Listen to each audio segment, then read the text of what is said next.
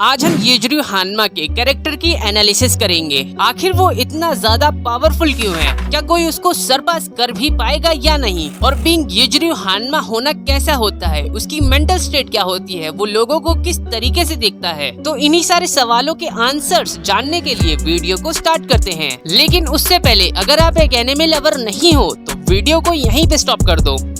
190 centimetre और 120 kilo के Yujiro हानमा को डीमन से कंपेयर किया जाता है, जो कि अपने आप में एक एक्स्ट्रा ऑर्डिनरी चीज है।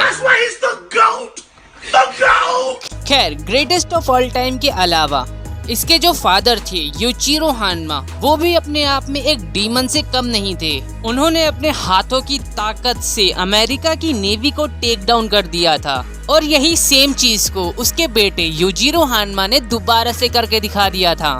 जब यूजिरो हानमा 16 साल का था तब वो एक वॉर में पार्ट लेता है अपनी स्किल्स को इम्प्रूव करने के लिए, और वहाँ पर वो जैक की मदर जेन से मिलता है, और उसके बाद वो दोनों टीम अप करके आगे बढ़ते हैं। लेकिन जब यूजिरो हानमा को ये पता चलता है कि जेन मुझे सैबोटाज कर रही है, यानी कि धोखा दे रही है, तब यूजिरो हानमा जेन का गेम बजा देते हैं। तुम समझ ही गए हो कि मैं किस चीज की बात कर रहा हूँ। और ऐसे जन्म होता है जैक हानमा का। इसके बाद उन दोनों के रास्ते अलग अलग हो जाते हैं। इसके कुछ सालों बाद जब यूजिरो एक बंदे को बॉक्सिंग रिंग में पेल रहा था, तब वो पहली बार एमी आकाजावा को देखता है। या आप इसका उल्टा भी कर सकते हो। एमी आकाजावा की जो मेंटालिटी थी वो बाकी औरतों से काफी अलग थी। उसको लोगों को पिटते हुए, खून निकलते हुए, चिल्लाते हुए देखने में बहुत मजा आता था, और यही चीज यूजिरो हानमा नोटिस करते हैं। और उसके बाद वो एमी के सामने एक शर्त रखते हैं, if you want my love so you need to give me a boy. और उसके बाद एक और डेविल पैदा होता है, जो कि था बाकी हानमा। तो यहाँ हमें यूजिरो हानमा की साइकोलॉजी को समझना पड़ेगा। आखिर उसको बच्चा क्यों चाहिए था। इसको आप साइतामा से रिलेट कर सकते हो, जो अपने एक पंच की बदौलत अपोनेंट को पूरी तरीके से खत्म कर देता था, जिसके कारण उसको फाइट में बिल्कुल मजा नहीं आता था। और ये चीज तुम उसके फेस पे भी देख सकते हो। ऑन दी अदर एंड अगर मैं गोकू की बात करूं तो उसके जितने भी अपोनेंट्स होते हैं वो उससे बहुत ज्यादा ताकतवर होते हैं, जिनको हराने के लिए वो कॉन्स्टेंटली ग्रो करता रहता है, और इसी के कारण उसको बहुत ही ज्यादा मजा आता है। और यूजिरो हानमा साइतामा की कैटेगरी में आता है, क्योंकि किसी भी फाइट में दो चीजें होती हैं, एक तो मजा और दूसरी हार। और जो यूजिरो हानमा है वो अभी तक किसी से हारा नहीं है, और यही चीज हारने की फीलिंग उसको पता ही नहीं है कैसी होती है, जिसके लिए यूजिरो हानमा को एक ऐसा बंदा चाहिए था जो उसके सामने खड़ा हो सके। और यही चीज एमी आकाजावा ने बाकी के साथ की। उसने बाकी को इतना ज्यादा कैपेबल बनाया ताकि वो अपने बाप से फाइट कर सके। हाँ, वो बात अलग है कि आउटकम उस प्रकार का नहीं आ पाया था, लेकिन फिर भी यूजिरो हानमा के फेस पर एक स्माइल थी।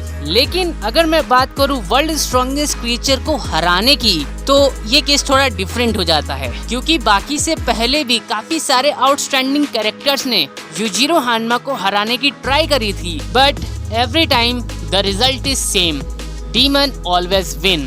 बाकी कभी भी अपने फादर को हरा नहीं पाएगा। लेकिन एक चीज जिसपे आप और मैं पूरी तरीके से एग्री करेंगे वो ये है, फ्यूचर में बाकी अपने फादर के लेवल पे तो आ जाएगा, लेकिन अगर उसको सरपास करने की बात रही, इट विल नॉट हैपन। तो इसका क्या मतलब होता है? यूजिरो हानमा और बाकी हानमा ये दोनों एक ही सिक्के के दो पहलू हैं? बिल्कुल भी नहीं। ऐसी बहुत सारी चीजें हैं जो खाली यूजिरो हानमा ही कर सकते हैं। यूजिरो हानमा के जो टेस्टोस्टेरोन लेवल है वो किसी भी ह्यूमन और क्रिएचर से बहुत ही ज्यादा है। फॉर बेटर अंडरस्टैंडिंग आप ये समझ लो, यूजिरो हानमा के लिए आदमी और औरत ये दोनों सेम हैं। यानी कि यूजिरो हानमा अगर किसी औरत का गेम बजाता है तो उससे जैक हानमा या बाकी हानमा जैसे डीमन पैदा होंगे। लेकिन अगर यही सेम केस किसी आदमी के साथ हो तो ऐसा पॉसिबल नहीं है, क्योंकि बाहर का जो फंक्शन है वो काफी अलग है। लेकिन जिसका गेम बजा है, यानी कि उस आदमी का, वो सबकॉन्शियसली अपने आप को एक वुमन मानने लगेगा। इसके अलावा यूजिरो हानमा की जो आंखें हैं वो किसी एक्सरे मशीन से भी ज्यादा तेज हैं। वो किसी की भी ह्यूमन बॉडी की चलते फिरते एनालिसिस कर सकता है, यानी कि वो बंदा कितना ज्यादा बीमार है, बॉडी के फंक्शंस अच्छे से काम कर रहे हैं या नहीं। इन सब की जानकारी वो बहुत ही आसानी से कलेक्ट कर सकता है और इसके अलावा भी बहुत सारी चीजें हैं जो यूजिरो हान्मा ही कर सकता है। अब थोड़ी यूजिरो हान्मा की पर्सनल डिटेल्स के बारे में बात करते हैं। बाकी यूनिवर्स में काफी अलग अलग तरह के फाइटिंग स्टाइल्स हैं, जैसे कि martial art, kick boxing, karate, judo, wrestling और भी बहुत सारी। लेकिन यूजिरो हान्मा का जो फाइटिंग स्टाइल है वो बाकी सबसे अलग है। लेकिन इसके बावजूद भी वो मार्शल आर्ट को बहुत ही ज्यादा रिस्पेक्ट देता है।